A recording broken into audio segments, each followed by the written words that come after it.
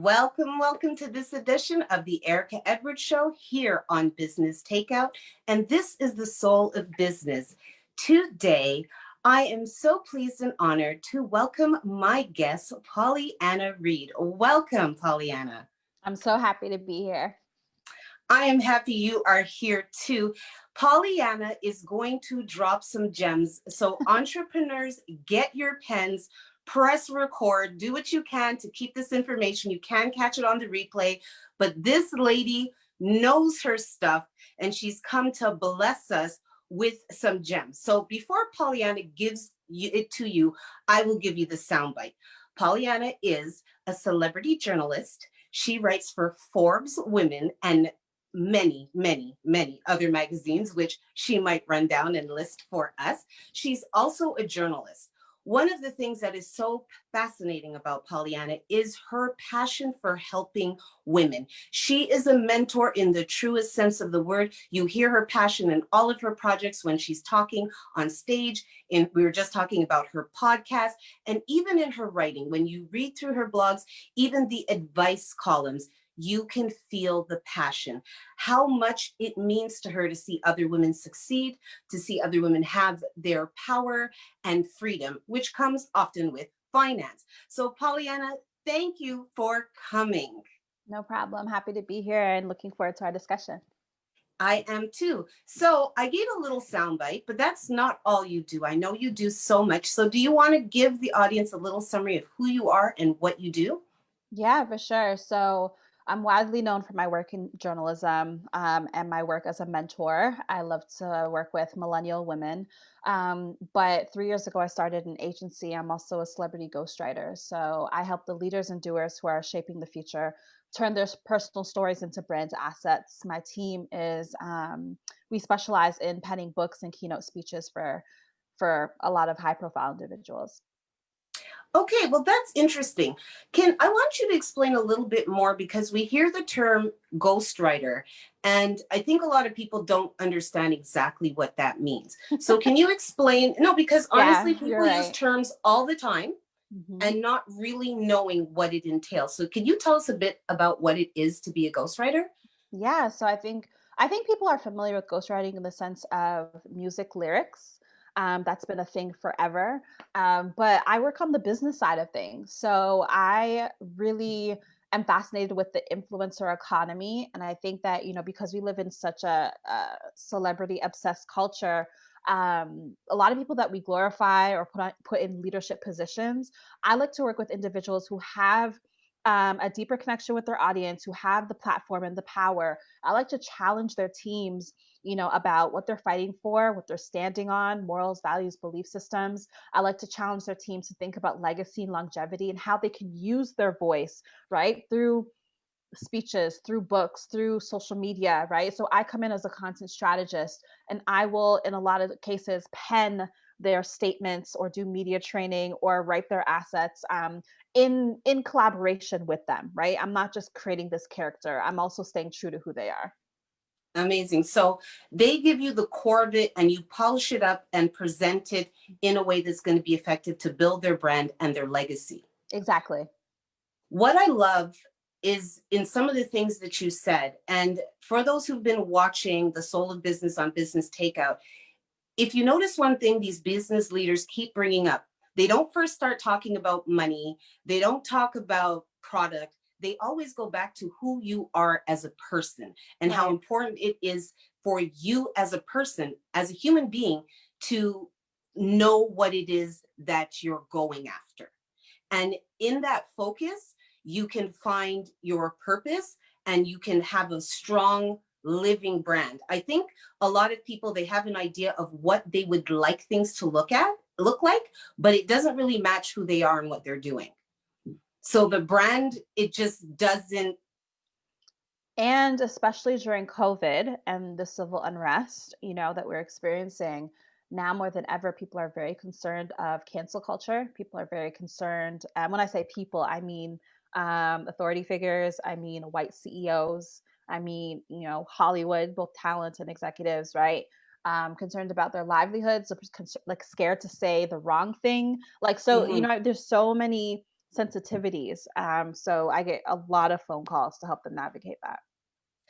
I'm going to ask a question that I was actually was more for the end, but you brought up something that makes me think. And you specifically said, I know that right now in this cancel culture and with what all the things that are going on with the racial tensions, a lot of white people in business, in the Hmm. media, are really they're having things that they posted years ago brought back up, being pushed out and being canceled.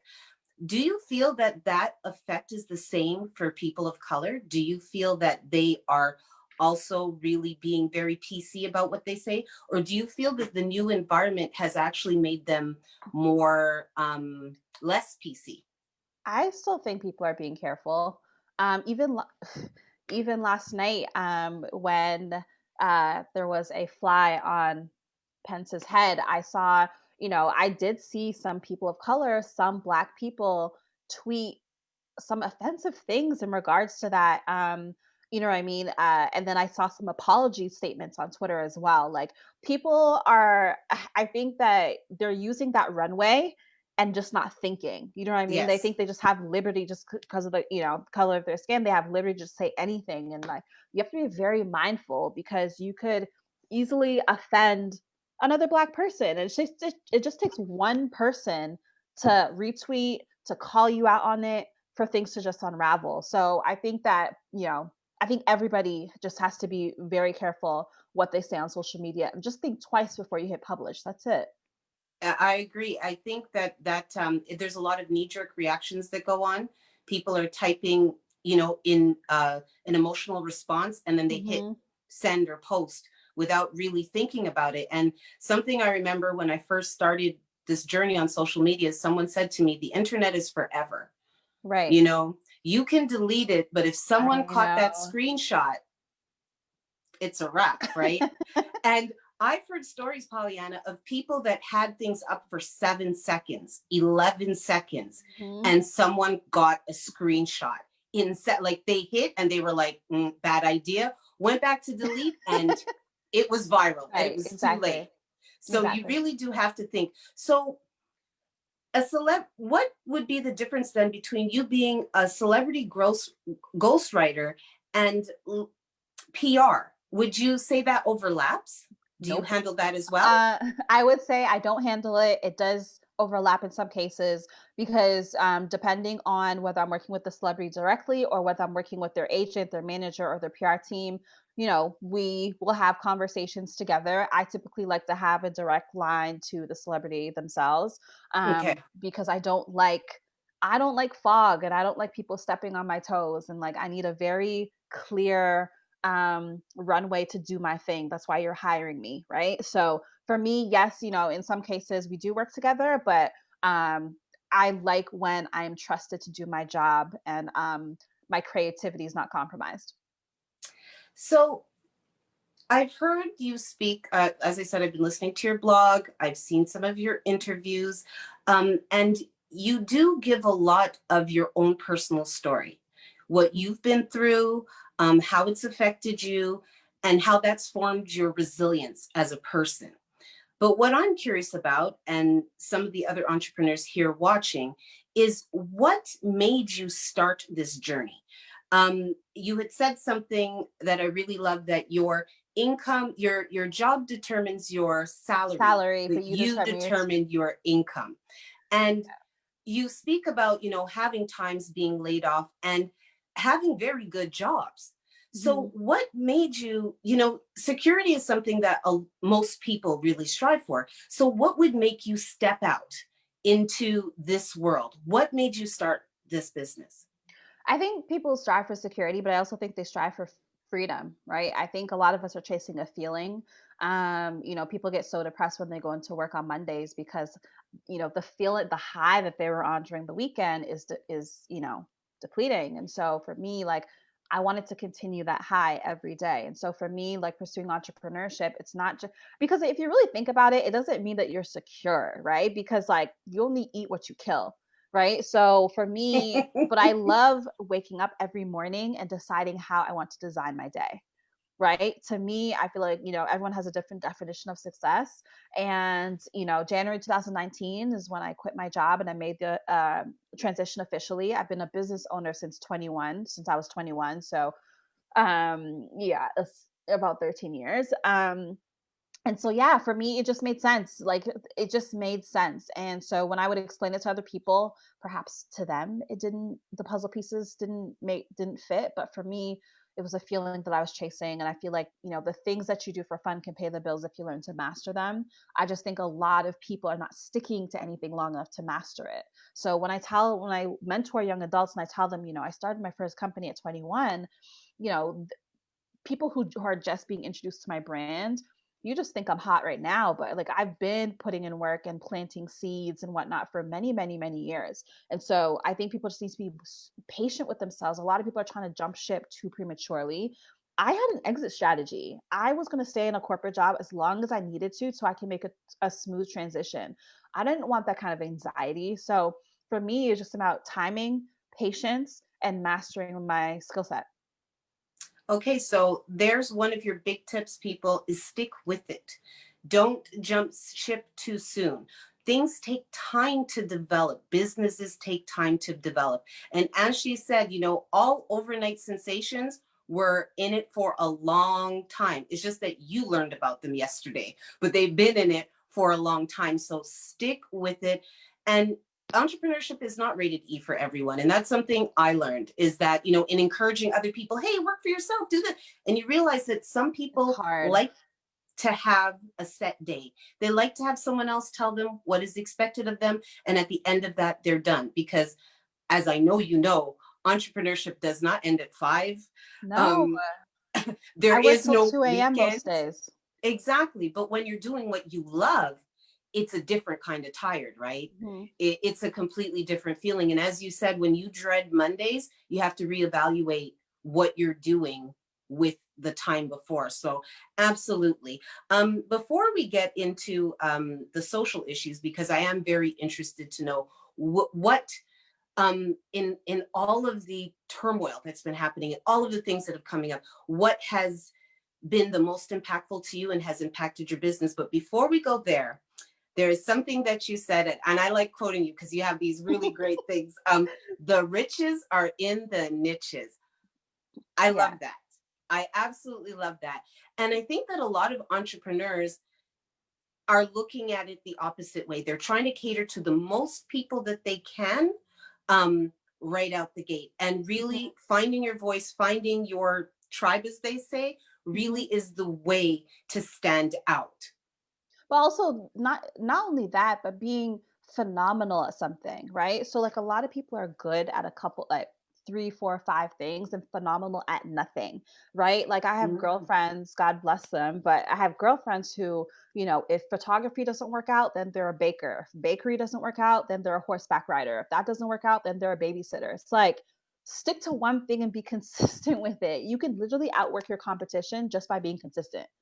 Like, Mm. like just by being, because listen, the people that started with me, they're no longer here, right? They've quit, fallen off, whatever. So if you're just consistent with one thing, like that will help.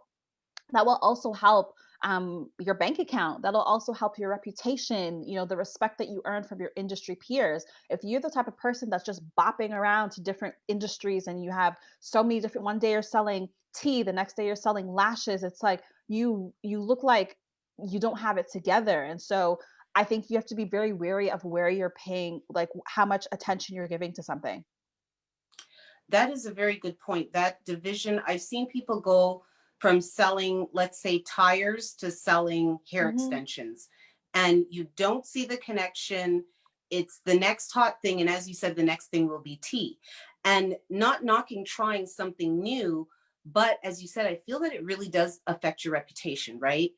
People kind of look at you as that wishy washy, fly by You're night not person, serious and about anything. you're not serious And about the fact anything. that you're giving up, it's like I've been consistent for a long time, and of course there's been times where I wanted to throw in the towel, but you just don't quit. Like if I don't work on my art every single day, I feel like I cannot breathe, right? Like it's something that's just like that important to me. So when I see people flip-flopping all the time, it just tells me that you didn't really want it. badly to begin with. You're probably in it for the wrong reasons. You're probably in it just for money or just for popularity. And if you don't have results, honestly, you deserve it, because like you're not operating with intention. I love that about you, that honesty. You make a great coach in that way where you're like, listen, you just don't deserve it. Yeah, like, That's it. and honestly, if it has ever crossed your mind that you've wanted to quit, and I do have mentees who've told me that I tell them to quit. I'm not, first of all, I'm not your motivational speaker. Second of all, like, if you feel that way, then maybe you should quit. You know what I mean? Because people who absolutely love what they do, people who are devoted to the process, people who are, I mean, if I didn't make a dime, I'd still be writing, I'd still be blogging, I'd still be mentoring, right? So like, it just doesn't make any sense to me. If you want it that badly, then quitting is just not an option, right? Like, I think it was Will Smith who says that he only had an option A. There was no B or no C. So it's like, you stay committed and you stay the course no matter how life throws you curveballs. Something you just said made me think of something. It seems as though for some people, entrepreneurship is another job. So they pick the stream that they think will make them some money and they Hmm. go with that. But as you said, when you will do something for free, when you would do something anyways in your spare time after work, and if Hmm. you can monetize that thing, then you're Hmm. laughing at the world because you would have done it anyway. Yeah, I think there's a difference between, like, if you have side hustles and you're just trying to make extra money, do a million different things. Doesn't, like, whatever you're just doing it because you need extra money. You're saving for college. You're saving for whatever, right? But if you're trying to be in the business world, you're trying to be a respected businesswoman or man. You're trying to, like, make it an imprint. Then you definitely want to narrow your focus. Congratulations on your article in Black Enterprise. Oh, thank you. That was wonderful. I was reading it, and of course, they're talking about the impact you make in the industry and your mentorship of women. Now, tell me, Pollyanna, when did that start? Were you always mentoring and not realizing it, that is exactly what it was? Or was it once you were developed and settled in your own career, in your own business, that you started to reach out? Or did women start to reach out to you? How did this mentorship, which is obviously very important to you, Mhm. come into play? I mean, I think when you have a platform and you have things to say and you're a disruptor, people will naturally gravitate towards you. And a lot of people would ask for my time. They would ask for coffee dates. This was, I mean, we're talking 2013, 14, 15, right? And so, I wanted to save the world. And so I'd say yes to every single person who emailed me or called me or texted me. And then I think the most heartbreaking thing is when you invest in someone and you give them your time, and then you don't hear a thank you, or you don't hear from them again, or you don't know where your advice took them, right? And so to them, they may think, oh, it's nothing, right? But to me, it's actually quite heartbreaking, like, because I'm actually genuinely invested and I want to know, where did you end up? What were the goals? Like, what was the end result? So I decided to put more structure on things. New Girl on the Block is my mentorship program. And it was my way of really just putting more structure, and having a very thorough vetting process. So I knew who was serious and who wasn't. And Mm, in the last 5 years, I've mentored about just over 200 women in 11 countries. And wow. we have a really great online community, and we love each other like sisters. And that's really where my heart is. Like, that's where my attention goes before anyone else. So putting you seem very, not seem, you are very organized in how you run your businesses.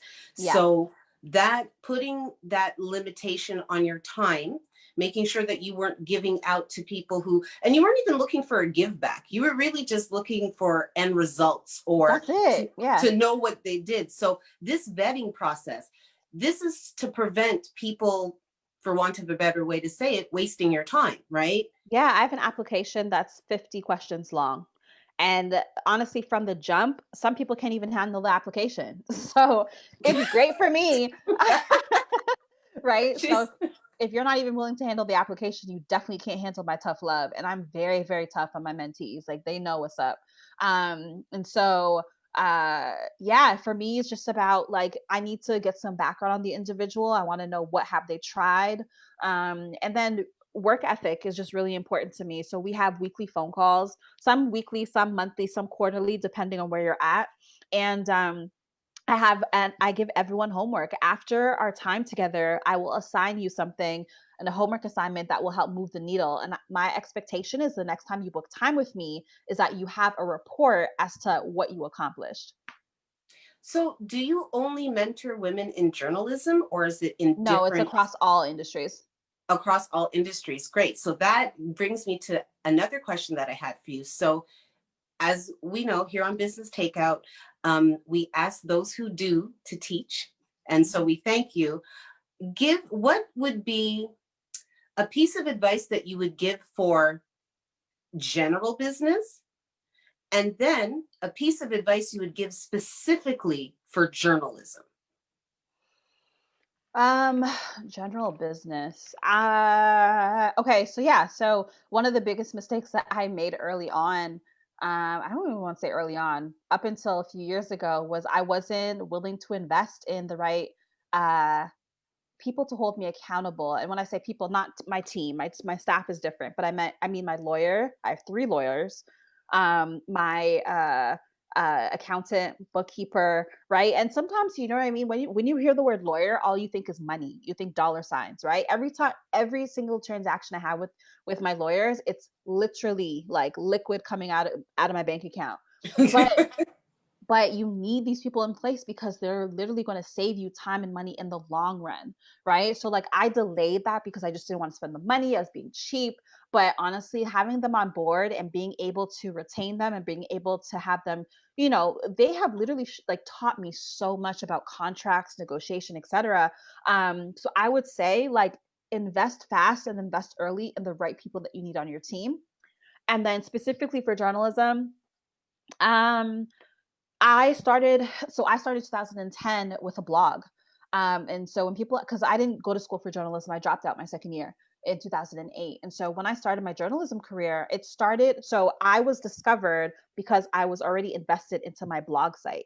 I was consistent. I was telling stories. And so one of my mentors at the time, she had a connection to the world of journalism, and she took notice. And I think it's very important to be mindful of, you just don't know who's watching and what power they Mhm. hold. And so she picked up the phone. She said, "Hey, I have an opportunity I think that you'd appreciate. I think that you'd like." And then she connected me with the editor in chief of a publishing house here in Toronto. And then I was in every major newspaper for the next like maybe 3 or 4 years. Um, and then so I would just say like start somewhere, right? I think a lot of people start journalism and they just think like, oh, like I want to be published in all these big publications. I started 2010. I didn't get into Forbes and Business Insider until 2017. So I think it's really, really important to start somewhere, create your own content library, and then build from there. Excellent advice. So, to back up and to summarize for anybody just joining in, some of the gems that Pollyanna has dropped for us today: consistency. Be consistent at what you do. Find something that you actually love to do and continue to do it. Do not give up. And as she said, you might win the whole game simply by outliving your competition because people switch lanes. Another they just switch, exactly, they switch lanes. Another gem that Pollyanna has dropped for us is that you have to maintain your level of professionalism. Do not hit tweet or send or post without having that second thought. We all want to stay current, we all want to stay relevant, but that 2 seconds can literally save your whole career. Your whole career. And then, of course, now, and that those are excellent advice, invest. Because we can do a lot of things on our own. They're great apps. You've got Canva, you can record your own blogs, and we try to do everything ourselves, especially new entrepreneurs. You are trying to save a buck. Professionals are expensive, but you will lose out in the long run, and it is going to end up costing you money Mm-hmm. on the other end. So, you said the word lawyer, and as you said, every time I hear the word lawyer, I just think money, like, Yeah. and lots of money, huge Yep. sums of money. Mm-hmm. But being sued, Pollyanna's a journalist. Exactly. She's a journalist. She writes things that go in papers that are there, concrete. She has to make sure that she's covered. And this is going to save her thousands Yeah, but on the even if other as end. I navigate business, I'm an agency owner, right? So I have to be, every time sign a new client, we have contracts that are involved in that process. Or if someone wants to commission me for consulting work, et cetera, right? So it's very important that I can just pick up the phone or send an email and I can have a lawyer on the other end of that advise me on what to do. I also, besides having an accountant, a bookkeeper, and a lawyer, 3 lawyers, I also just recently hired a CFO. Who's going to hold me accountable for my monthly projections, and he doesn't play around, right? Like if I don't hit my numbers, he's going to ask why, right? And we're going to go through line by line just to figure it out. So you basically hired your own tough love. Yeah, exactly. Yeah. What you give out, you hired some people to give it back to you and to keep I you mean, in that's the check. only way you're gonna get better, right? That's the only way you're gonna grow. And so, oh man, it's as tough as it is, like it's one of those things you just have to do. Well, before you go, Pollyanna, I would like to know, there's been so much happening in the world. COVID, you mentioned Mhm. that, and how that has had, we're all inside now. Everybody that's using social media has literally a captive audience.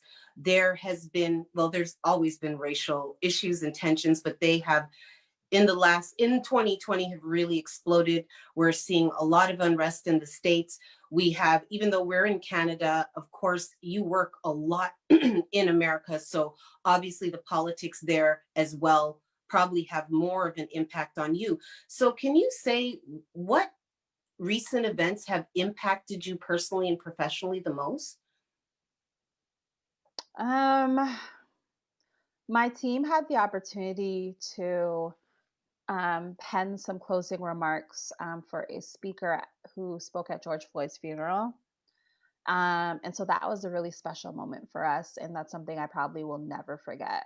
Personally, personally, like just being able to be a part of and bear witness to the initiatives that my girlfriends and I have started in terms of whether we're donating or whether we're providing support within our own communities. I think it's one of those things where, like, you know, you have to look in your own community and in your own backyard and see what difference you can make, right? See how you can encourage others, see how you can help move the needle in someone else's life, help bring attention or awareness. So yeah, so that on a personal level, me and my girlfriends who are in very fortunate positions have been seeing what we can do to contribute. So giving back, always Mhm. giving something back. Thank you for that. And to be able to be a part of, to write words that are said at such a, I mean, I honestly, in many ways, wish I did not know George Floyd's name. Like, the only reason I know him is because of the way he died.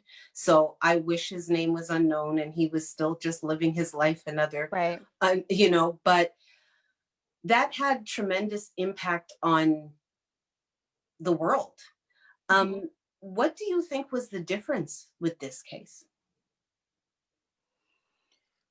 I mean, the only reason we know about it is because of someone's camera phone, right? Mm, Like, but think about all the cases we don't know about that were not captured. That's what I think about a lot. me too. I think that's what Heartbreaking. a lot of us think about too. Um, in your business, as you go forward, um, what do you think represents you first? Is it being a woman or is it being Black? Mm, Or is it being excellent at what you do? what represents me first? I would say, honestly, I would say my age. Like, I think sometimes when I'm navigating business, I'm 33 next month. It's like I'm in between. Like, I'm not old, but I'm not young. You know what I mean? But I do think that sometimes, um, in my industry as a ghostwriter, there aren't many young Black female ghostwriters, right? A lot of um, a lot of the individuals who have come before me are white, and so I definitely do stand out. But I think being young is an advantage, but it also means that I need to, because I'm in meetings with, C-suite executives, very powerful people, and I definitely have to articulate my expertise, right? and really, hold my head up high and show them why I deserve to be there. And honestly, I think that and walking into any meeting, I think the secret weapon is really to humanize yourself. Don't pretend to be someone you're not. Don't try to be, super smart and with big words. Like, honestly, like, I show up like this in a hoodie. Like, I'm not walking in a power suit. Like, I am myself through and through. And I only want to interact with people who allow me to be myself, right? And so for me, just humanizing myself, oftentimes sharing parts of my story that are most relevant, makes them look and, definitely want to engage and move forward with whatever project is on the table, because they're like, a lot of time, what I've heard often is a lot of my mentors and executives that have hired me, they've said that they see themselves in me because of what Mm. I've, because yeah. And, when you do the work and you plant seeds and people can see your track record, you know, you're going to get that compliment. Well, I'm glad that it's your age and you prove your value at the table every time. You going out there and doing what you do is literally carving the path for other little girls that look just like you. And that's where it starts, when you can look and say, Pauleanna Reid did it. Like, I can do it too. And that's what you're giving to a new generation. So on behalf of all of us, I thank you. So just in summary, guys, again, today we had Pauleanna Reid, celebrity ghostwriter, journalist, mentor extraordinaire, join us today. And some of the things, and Pauleanna, you add anything or correct me if I'm wrong, some of the gems, the real take home points that Pauleanna wants you to know is: be consistent, be yourself, be professional, but be yourself. Find something that you love and stick with it. Hire a team of professionals to keep you in check, to learn from, to help you grow, and to protect your intellectual property and all of the things that are coming forward to it. And as Pauleanna does, pay it forward. Give of yourself as you succeed, even before you've reached the pinnacles that you wish to reach. Mhm. Give back, whether it's through advice like she came to give us today, sitting down and having tea, but eventually having to get a 50-question form to vet these people, um, organizing things to give back. All of these things make a better business person, because if you've been paying attention, all of the experts that have been on have started with character. Mhm. You being a good and successful business person isn't just your product or your service, but it's the character of the person carrying that business. Right. Am I right? Absolutely. Very I accurate. got it. Thank you. Well, Pollyanna, thank you so much. I know you are a busy, busy lady. So thank you for taking the time to be here with me today on Business Takeout. I look forward to listening to your blog as I do. It was really wonderful. As I said, you have to check her out. Honestly, it is like listening to your girlfriend tell you about things in her life, but this lady has the experience to lead you to a better place. So can you tell everyone where to find you, Pollyanna, how to connect? Yeah, for sure. So I'm on all social platforms: YouTube, Twitter, Instagram, etc. And it's PauleannaReid.com for my personal site, thewritersblock.com without the C for my ghostwriting. And anyone who's interested in mentorship can go to newgirlontheblock.com. Newgirlontheblock.com. Hmm. Thank you so very much. And I will see you on the internet and be watching the videos. And I do hope one day after COVID to meet you in person. Absolutely. Thank you so much. Appreciate it. Thank you. Have a good night, everyone. Bye. Bye.